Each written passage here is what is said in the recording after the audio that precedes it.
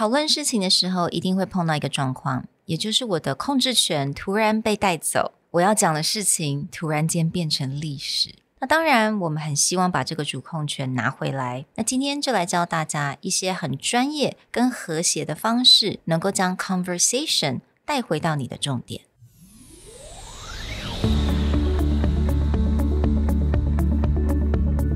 Hello， 欢迎来到 Executive Plus 主管与沟通力的 Podcast。 I'm Sherry, an educator, certified coach, and style enthusiast。 我相信专业有效的沟通是语言跟逻辑的完美结合。And I'm Nick, a startup consultant, corporate trainer, and late-night gaming junkie. I believe great communication requires the right mindset and solid frameworks.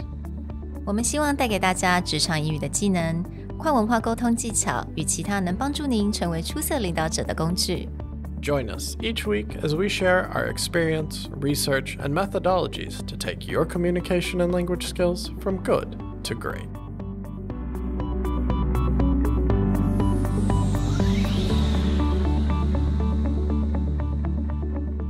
Hey everybody, welcome back to the Executive Plus podcast. Back in episode 183, we talked about area. And importantly in that episode, we covered the idea of reframing what someone else had to say. Well, when talking to a coaching client, we actually came across a different way of looking at this, something that spokespeople and PR people are trained to do and train others to do, which is called block and bridge. So today, we're going to talk about this technique of blocking and bridging.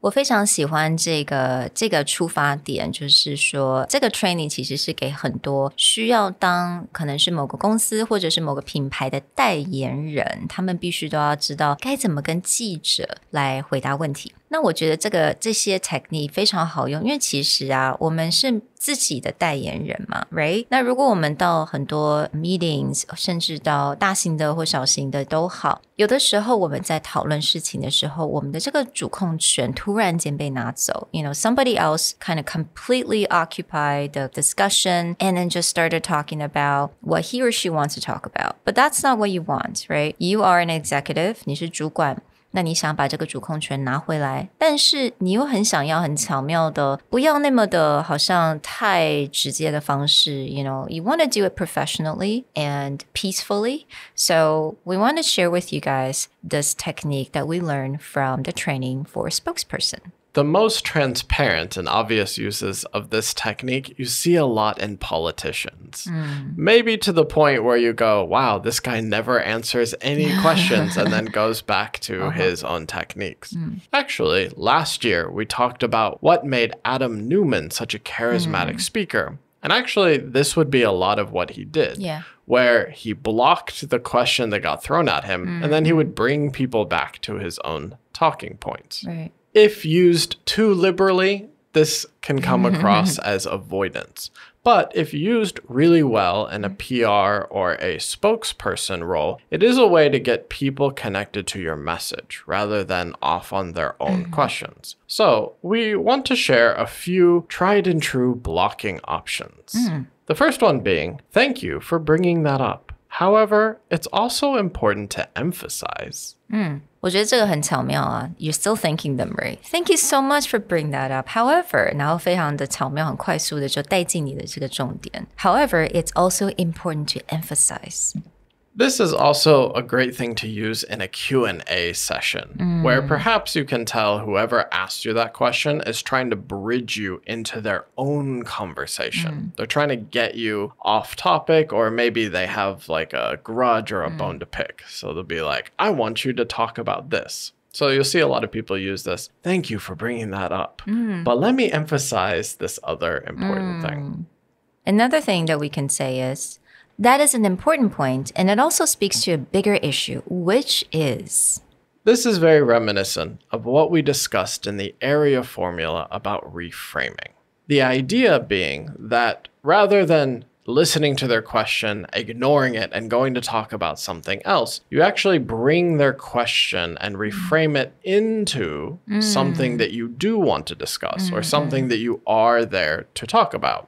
So it's that it also speaks to a bigger issue, which means you're rolling what they said into your actual talking point. Right. And it just seems like you are actually covering what they're saying, but you're talking about something that is even more important than what he or she said. This is back to something Adam Newman did really well, where it sounds like he's answering the question and he's getting very inspirational about it. But if you go back and listen to the original questions, it'd be like, that is not at all what he got asked. Right. Another example I've seen of this, but in a more positive way, is recently the Zoom, the software, the online conference software founder was being interviewed on a podcast. And they asked him a question about what was his dream of building the company. And he gets into this long conversation about trying to survive as an entrepreneur. And you found that actually he never answered the actual question that got asked, but he brought it into an important philosophical point he had about growing a company. 那个也可能是因为目前他在想的一个问题，所以他想要把它带到他可能 currently, what he's probably thinking about, right? Okay, so 那第三个呢，我们也可以说 that is one way to think about it. Another way is 我觉得这个还蛮好用的 I think I probably used this a few times myself. Maybe I unintentionally. It's just that sometimes when you don't want to talk about something, you can just basically use the sentence. 我觉得这一句好像可以用在 I would say most situations, right? Yeah, most situations. And back to our area formula that acknowledge the other side's feelings. That's what this is in terms. Like, yeah, that is a valid opinion. Or that's definitely a way to think about it. But let me give you a different angle.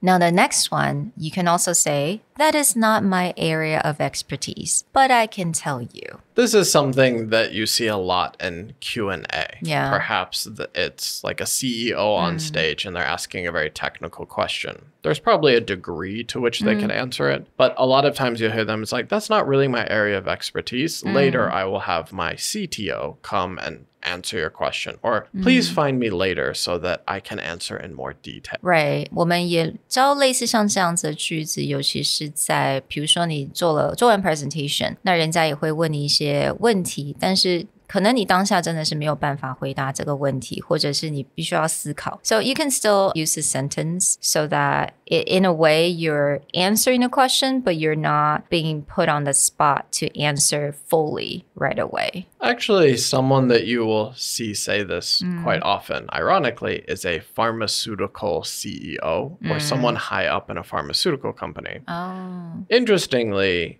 Andrew and I did a bit of research several years ago, but we found that like 7 of the 10 largest pharmaceutical companies, the CEO is not a doctor and it's not a medical background. It's actually a business person. And so what you will see is sometimes when they get into these very technical questions, they'll just be like, oh, well, I'm not purporting to be a doctor. That's not my area of expertise. I will definitely have my medical team answer your question. They will deflect.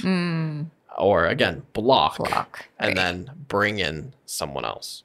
So the last one we want to share with you guys, 也就是 it's our policy not to discuss X, Y, and Z, but what I can tell you is. And this is where you see the beauty of people using a non-disclosure agreement or protected IP to be like, we can't really discuss this publicly, but what I can answer, and then they'll move it on to another thing. This is like the previous one is much more of a blocking technique. It's a more obvious block. Yeah, it's a very obvious, like, I'm not going to answer that question. It's like, it's our policy not to discuss this thing. Yeah, 所以我觉得刚刚分享了这5句啊，最后那2句呢，它会是比较明显的，我就是来 block 你现在这个提的这个问题，我不想讲。但是前面那3句呢，我觉得在平常会议当中是非常实用的。那当然咯，如果你觉得今天你真的不想要回答某一个问题，你觉得对方他问问题是有一点点 hostile， 那你可能会觉得说有点 uncomfortable. You can use these techniques as well. In the case of the last 2, as Sherry said, these are definitely blockers, and it's a way to end the conversation and indicate to the other side, not so subtly, that this conversation is over. Sometimes there is a very good reason to do that. When you notice the conversation is not going to go in a way where it's constructive or it's beneficial, these are just fast we don't discuss this. Exactly. Well, we hope that you enjoyed our quick look into what is the block and bridge method, specifically the block side that PR and spokespeople will go through a training. To see all the examples, be sure to check out the show notes. And for those of you who are enjoying our content, looking at how other people get trained, be sure to leave us a comment or a review talking about what you enjoyed or what you would like to see next. We'll talk to you guys next time. Bye. Bye.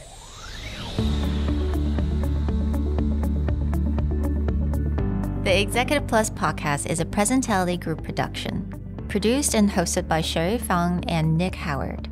You can search us on Facebook, 主管英文 Executive Plus. You can also find us on Instagram, Communication R&D, and email us at sherry@epstyleplus.com.